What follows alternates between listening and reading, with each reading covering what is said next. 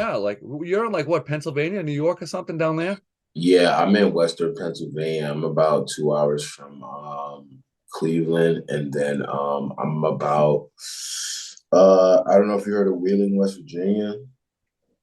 I used to live in Virginia. Yeah, West Virginia. Wheeling, West Virginia is about an hour away. So I'm like pretty much in the Midwest. So you got a pretty good local scene because you can hit a lot of different states. Yeah, that's why I like the city. The city is really nice for that reason. If you were I guess if you're a road warrior, I guess they would call it a road warrior. Hell yeah. That's So cool. Well, let's do some questions then. This is a good way to start. Good segue. So I no, prepared them all. It's on a piece of paper, so this is gonna be a little, I'm winging it over here. As far as hey man, it's cool, man. We just talking, so hell yeah, yeah. I remember, I mean, back in 2005 or 2006, we toured down. We did Pennsylvania, we did Tennessee, we went to Virginia, North Carolina. We did like the East Coast, and Pennsylvania was fucking awesome. It was like one of the where best did you shows. play? You played in Philly? Yeah, I don't remember the name of the club now. It was so long ago, but Yeah, Philly's like 5 hours east from here. yeah. So you're Yeah, northwest. the whole state is pretty big, man. Across the whole state, you could probably drive. It's probably about like 6.5 hours. No shit. Wow. So what's the furthest you guys have been out touring? Vulnificus hasn't toured yet. We were supposed to tour. We were supposed to tour back in September with Deterioration, but that didn't really work out. So we're just kind of just retooling, revamping. Hmm. We got a new lineup now. Do you have a new release Um, coming? yeah, new music, the whole thing, man. Just keeping it going. Oh yeah. Um, just trying to keep the momentum going as much as possible. There's a lot of fans that was looking forward to seeing us, and I was looking forward to seeing them as well. So, Yeah, I read definitely, that on Facebook. yeah, I definitely don't want to abandon the people who have supported us because the whole reason why I decided to do the tour in the first place was because the amount of the support that people gave like buying merch. That's pretty much what it comes down to. Hmm. Um, a lot of people bought merch, so I just thought it was a great idea to actually just after COVID and the pandemic and everything like that, I feel like it was just a good thing to just come back and just touch the people, talk to the people, Fuck yeah. because you never know. Like at the end of the day, like a lot of people get wrapped up in their own emotions and shit. But you never know like what how your music taps into somebody else and how it might have helped them like get through a situation. And the pandemic really did that for a lot of people. So you just never know. Like I might think it's just whatever, like oh, it's just music and shit and whatever. But I never know, like, the track coerced and the compliance might have actually touched somebody out there. So I don't know. So the only way you could find that out is hit the ground. So that's what I'm Absolutely. hoping to that's what I'm hoping to do, you know what I'm saying? Like it's only so much to doing the recorded music though. All great artists and musicians go out and they talk with the fans, you know what I'm saying? Politic with the fans, shake the fans' hands, thank them. Because if it wasn't for them, like, you know what I'm saying? That's what it's all I about. think exactly. Absolutely. So how do you pronounce your first name? Is it Easton? Eston. Eston. Yeah, yeah. Like established. It's Eston. Yeah, Established. Okay. yeah. So I'm gonna introduce you because I didn't do that yet. I probably should have done that first. So everybody, we're talking to Eston Browne from the band Vulnificus. They're uh they're from the PA. So why don't you tell us a little bit about yourself? Me, I'm Eston. I'm a vocalist of Vulnificus. I guess you would call me the founding member, one of the founding members of the band. We have two releases out now. Um, and Nomination. It came out in November 2021. And then we came out with Invocation this past June. And then in between then and now, we came out because of the aforementioned member change, did a little compilation, just putting everything together, just kind of like as a thank you because of everything that transpired last couple of months, like with the tour not happening and things like that. So put together a little compilation of all the music that we have, plus like unrecorded, unreleased music that never really seen that we had plans for, but it never really panned out. So we got some 4 new songs and then some demo recordings, just like of the material that we have out now. And yeah, that's it. We got a new lineup. We proceeding forward. Hopefully, we be playing some shows like that. But yeah, I do vocals. I do the lyrics of the band, the concepts, the weird interludes, stuff like that. Yeah, I do that. Um, and that's pretty much like what I do. I mean, I can play drums a little bit, but that's about it. I don't play in any band seriously. You know what I'm saying? But I play drums and then I do like other stuff on the side, like make non-metal music. I'll just put it like that. So Uh-huh. It's good to have several outlets to create, for sure. man, Can't be definitely. metal all the time. Uh, so I remember I was doing some research and I saw the earlier lineups, and it was you and this guy Wilson. It was like the only two dudes in the band for a while. Yeah, we Vulnificus was started with me and Wilson. Um, And he's not he's in the no band now. he's no longer in the band though. What happened there? Long story short, we just had a little I guess we could just call it a miscommunication. Things didn't really work out. Um, I don't really want to air the dirty laundry and the dirty details behind it, but pretty much, we didn't really see eye to eye, as far as the direction and where we wanted things to go. There's a lot of things that should just be like unsaid. I'll just leave it at that. Understandable. I totally get that. So have you had any like past projects like other bands you were in before? Oh yeah, definitely. So if you want to go through my history, yeah, I've been playing in bands since 2004. Doing vocals of multiple styles, multiple types, like, just death metal, black metal, grindcore, stuff like that. My first band was called Merciless Mutilation. Merciless That Mutilation? that was the band that I started as well. Um, it was like 3 piece, like grindcore, like Mortician, Skinless, like New York style type of death metal, Oh yeah. grindcore. Because I know we talking about PA, but I'm not originally from PA. I'm originally from New York City, so um, Okay. that's the majority of where I got like my roots and where I've been playing in the majority of my bands. So I played Merciless Mutilation, Animals Killing People, um, and Geigen. And on the other side of Vulnificus, I'm also in Abolishing the Ignominious. We have one album out now, and we're currently in the process of working on album two. So Nice. So you've been busy. yeah, I try to do my best in between work, try to maintain my sanity. So Absolutely, man. Good to stay busy for sure.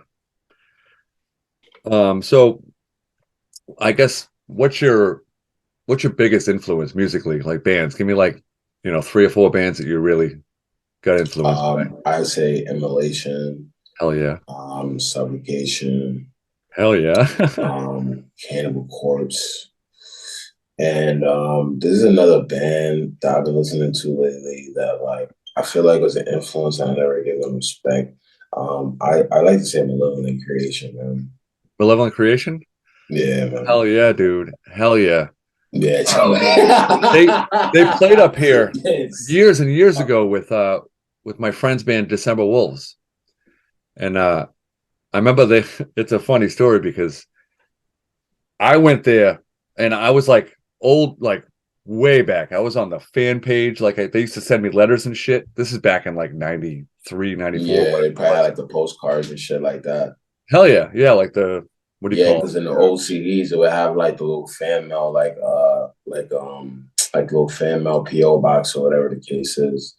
Then it would Oh say yeah. like send postcards or whatever to that address. So that was pretty cool. I didn't live through that, but that would have been a nice experience. Old school days, man. Them, I remember Candlemas, Yeah. a whole bunch of bands. I was in like the fan group, whatever you call it. But I What remember that. So about what they about played what about Morbid Angel? Morbid Angel. Yeah, were Dude, you into that? Covenant was like my favorite album from them. Like I'm a Covenant guy. I mean, Blessed the Sick was good, but I kind of got more into the Death Doom after after Okay. after Where the Slam Live, the Domination album. That was kind of like the Okay, yeah, so that's like 95 or so. yeah. But I mean, I've always been a huge fan of Suffocation. I know them guys. We hung out and stuff a couple times. My old band Shroud did a festival with them, and we ended up on a bus together, getting wasted. It was funny as shit. But back to Malevolent Creation, they played their show, and like I knew all their songs, and I wanted to hear Domination. They get done, and I was like, "There's no way they get off that stage without playing that song. They have to play that song. You have to Coronation. Yeah. And they didn't. I was like, "What the fuck?" So I ran into the singer up. He just come off the stage, and I walked over. I'm like, "Dude, get up, get back on the stage, and play fucking Coronation. You got to play that song." He's like, "Oh, we come on, man, fuck, just play the fucking song." It's like, "Oh, next time." And we end up becoming friends on Facebook and stuff. And uh, sadly, he died. But that fucking band, Oh, Brett Hoffman. yeah, Yeah, Sticks. He was like my I biggest played with them a influence as a while ago, singer. yeah. Like the length and the how high he could hit. It's such a good Yeah. singer. I mean, it's fucking awesome. He's sick, man. Yeah, man. There's a lot of bands that I'm influenced by, but yeah, I would say those would probably those would probably be the top ones, like and Disgorge, Malignancy. Hell yeah. Like Uh, Effigy of the Forgotten from Suffocations, like Pierce from Within, uh, you know, Despise the Sun. fuck yeah. Yeah, dude. So good. So awesome. I miss those days too, because I've been doing the Doom thing for so long, but I recently started a death metal band with my brother, so I'm excited to be Oh, doing okay. death metal again. What type of style? Uh it's definitely Suffocation, Disincarnate, like the old school 90s real death Oh, metal. okay. Okay. Okay. His favorite bands are Immolation and Suffocation, and he's been steadily with that whole thing. So, when I look back, uh, I mean, nobody really does it better than Suffocation. When that it's going to be slam, just fucking, a lot of breakdowns, some blast beats, not a lot, like 1 foot, that kind of shit. I'm Oh, not okay. super into like when the band's blast beat the whole time. I like when they break down and they just want to fucking kill people. I love that. Okay. Hell yeah.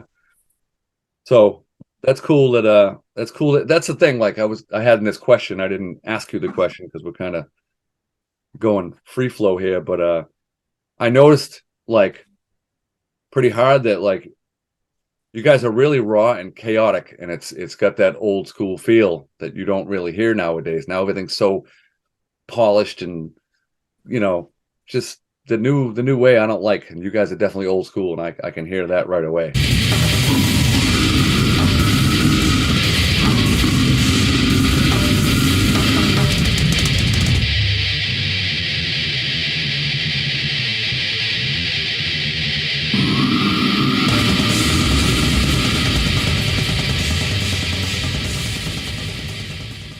Which is awesome. Yeah, that's just like the essence of what I like. When I play in bands, there's two things that I like to do. One, I like to always sound different on everything that I'm on. And two, I just like to try to give it as like much as a pure, like old school sound as possible. If I can, if it fits the band that I'm in.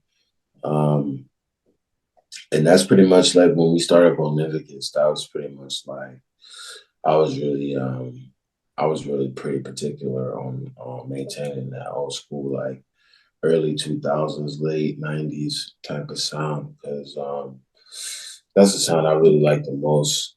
Um, Me personally, like I know you mentioned like you don't like all that blast stuff, but that's what I listen to, man.